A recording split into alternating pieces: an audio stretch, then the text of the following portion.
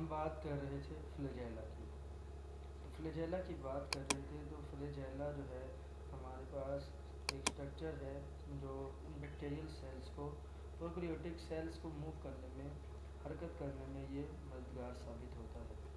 अब हम बात करते हैं प्रोकैरियोटिक सेल के कुछ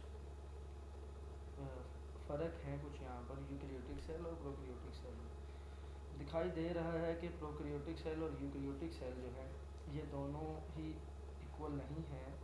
इनमें हम लोग देखते हैं कि ये दोनों इक्वल नहीं हैं। प्रोकैरियोटिक सेल सिंगल सेल होते हैं, ज़्यादातर ये यूनिसेलर होते हैं, कुछ मल्टी सेलर होते हैं। बहरहाल मल्टी सेलर आगे हम देखते हैं। यूकैरियोटिक सेल जो है ये मल्टी सेलर भी होते हैं और ये यूनिसेलर भी होते हैं। यूकैरियोटिक सेल की बात करें तो ये इनमें मेम्ब्रेन बाउंडेड न्यूक्लियस होता है, जबकि प्रोकैरियोटिक में मेम्ब्रेन लेस न्यूक्लियस होता है, जिसे न्यूक्लियोइड भी बोला जाता है। प्रोकैरियोटिक सेल जो है इसकी एग्जांपल बैक्टीरिया है, एंड यूकैरियोटिक सेल की एग्जांपल एनिमल सेल और प्लांट सेल है, जो हम पहले देख के आ चुके हैं। अब हमारे पास थोड़ा सा प्रोकैरियोटिक सेल को डिफाइन किया गया है। Prokaryotic cell non prominent nucleus रखते हैं, हम बात कर चुके हैं, जिसे न्यूक्लियोइड कहा जाता है। इसमें कोई न्यूक्लियर मेम्ब्रेन नहीं होती। मेम्ब्रेनलेस ऑर्गेनेलिज होते हैं, जैसे कि राइबोसोम हो गए, जिन्हें टिनी पार्टिकल्स कहा जाता है। और एब्सेंट होते हैं इनमें मेम्ब्रेन बाउंडेड ऑर्गेनेलिज, जिनमें माइटोकॉन्ड्रिया हैं। माइटोकॉन्ड्रिया की जगह पर यहाँ पर मैं आपको बताता चलूँ कि इनमें मेसोसोम्स होती हैं, जो सेल मेम्ब्रेन जो इनकी होती है उनमें ही प्रेजेंट होती है।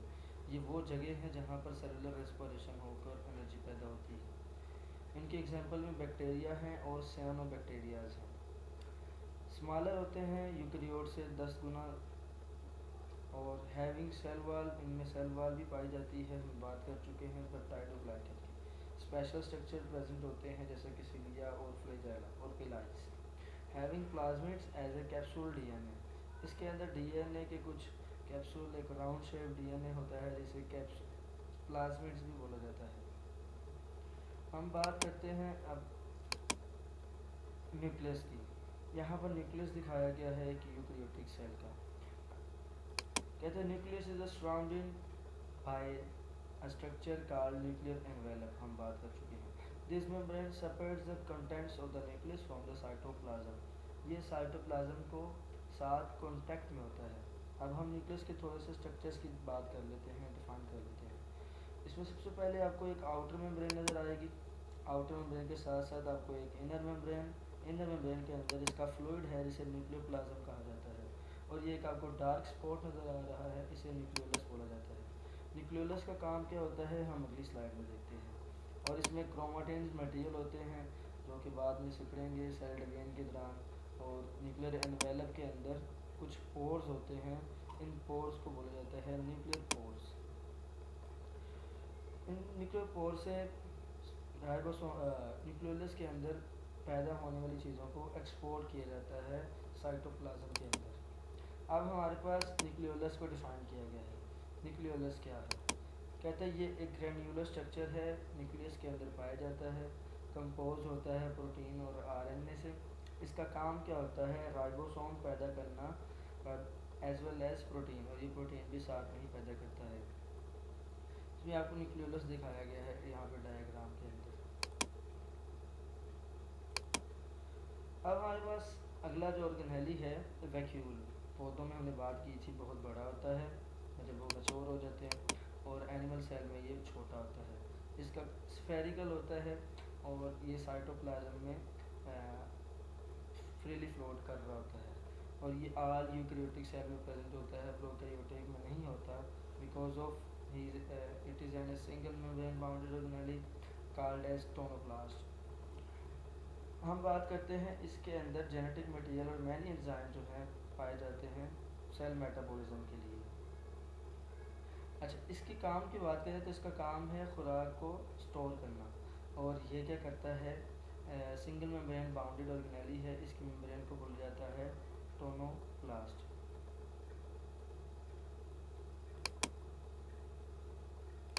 अब हमारे पास अगला जो टॉपिक है इसे बोलते हैं माइटोकॉन्ड्रिया। मैं बेटे आप सबको शॉर्टली इसको वो करना चाह रहा हूँ, ताकि आपका 9th क्लास का चैप्टर जो है चैप्टर 4 और 10th क्लास का चैप्टर 4 दोनों इजीली कवर अप हो जाए।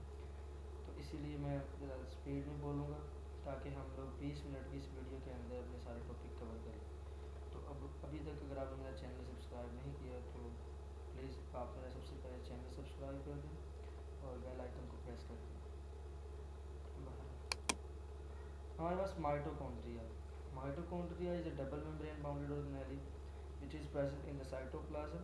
और इसकी बात करें तो इसकी आउटर मेम्ब्रेन स्मूथ होती है और इनर मेम्ब्रेन जो है इसकी क्या होती है, फोल्डिंग्स होती हैं। इन फोल्डिंग्स को बोला जाता है, कर्वी फोल्डिंग्स को बोला जाता है क्रिस्टीज़।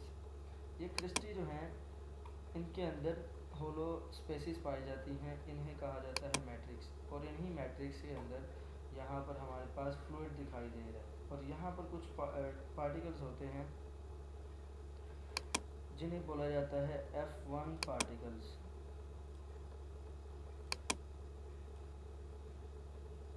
ये थ्रू आउट द मैट्रिक्स ये पाए जाते हैं और इनका काम क्या होता है, ये सेलुलर रेस्पिरेशन में अपना की रोल प्ले करते हैं। हम बात कर रहे हैं अगले ऑर्गेनेली की। अगला ऑर्गेनेली हमारे पास है राइबोसोम्स। राइबोसोम के बारे में हम थोड़ा डिटेल बात कर लेते हैं कि राइबोसोम्स क्या होते हैं। बेटे राइबोसोम टिनी पार्टिकल्स हैं, ये ऑर्गेनेलिस नहीं कहलाते। एग्जाम पॉइंट ऑफ व्यू से बहुत ज़्यादा ये इंपॉर्टेंट हैं। ये बने होते हैं प्रोटीन और आरएनए के इक्वलिटी के साथ। 50% इनमें प्रोटीन होती है, 50% इनमें आरएनए होता है और इनका काम हम सबको मालूम है कि इनका काम प्रोटीन को पैदा करना है। अच्छा, यहाँ पर कुछ स्ट्रक्चर्स दिखाई दे रहे हैं जैसे कि यहाँ पर ये एक लार्जर सब यूनिट है जो कि 70 सेंटीमेंट्स का होता है और यहाँ पर स्मॉलर सब यूनिट है, ये भी 30 ऐसे यानी 30 सेंटीमेंट्स का होता है। जब ये दोनों अटैच होते हैं तो इन पर एक ग्लाइकोप्रोटीन प्रोड्यूस होती है। आप यहाँ पर देख रहे हैं, पहले ये डबल हेलिक्स है एंड देन ये उतरती है और दोबारा से स्ट्रक्चर्स बनाती है। हम देखते हैं जब प्रोटीन इनमें पैदा होनी होती है तो इनके अंदर ये दोनों जब जुड़े होते हैं और ये डी अटैच होते हैं तो इसके दौरान यहाँ से प्रोटीन भी अलहदा हो जाती है, इसकी ग्रोथ पूरी हो जाती है। अब हमारे पास जो नेक्स्ट ऑर्गेनेली है ये प्रोकैरियोटिक और यूकैरियोटिक में दोनों में पाया जाता है। हमारे पास है सेल मेम्ब्रेन। सेल मेम्ब्रेन हमें शुरू में पढ़नी चाहिए थी, थोड़ी सी स्लाइड्स हमारी आगे पीछे हुई हैं। Cell membrane semi permeable membrane के तौर पर जानी जाती है, साइटोप्लाज्म को ये कवर करती है। इसका जो लेटेस्ट मॉडल का नाम दिया गया था इसको कहते हैं fluid mosaic model. Fluid mosaic model electron microscope से ली गई एक पिक्चर थी।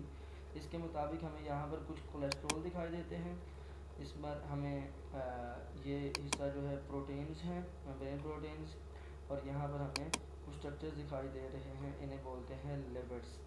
ये लिपिड और प्रोटीन का एक सैंडविच आप इसको कह सकते हैं। और यहाँ पर हमें ग्लाइकोप्रोटीन यानी ग्लूकोज हम कह सकते हैं कि हमारे सेल मेम्ब्रेन के अंदर कार्बोहाइड्रेट्स भी प्रेजेंट होते हैं और कुछ मकदार में कोलेस्ट्रॉल भी। और इसका काम क्या होता है, ये सेल को हिफाजत करती है और साथ में इसकी ट्रांसपोर्ट में हेल्पफुल करवाती है। अब हमारे पास है साइटोस्केलेटन। साइटोस्केलेटन स्केलेटन नाम से मालूम हो रहा है कि ये सेल के ढांचे हैं। अगर हम इसकी बात करें तो ये लेटिस अरेंजमेंट में होते हैं, स्ट्रक्चरल कॉन्ट्रैक्टाइल कंपोनेंट्स हैं और ये थ्रू आउट द साइटोप्लाज्म पाए जाते हैं। इनमें तीन टाइप्स होती हैं, microfilaments, intermediate filaments and microtubules. Microtubule protein से बने होते हैं और इनका काम सेल की शेप को बरकरार रखना है। माइक्रोफिलामेंट ये सेल को सपोर्ट देते हैं और ये एक्टिन प्रोटीन से बने होते हैं। इंटरमीडिएट का भी कुछ इसी तरह से ही काम है, ये ट्यूब्यूलर और एक्टिन प्रोटीन दोनों से मिलकर बनते हैं।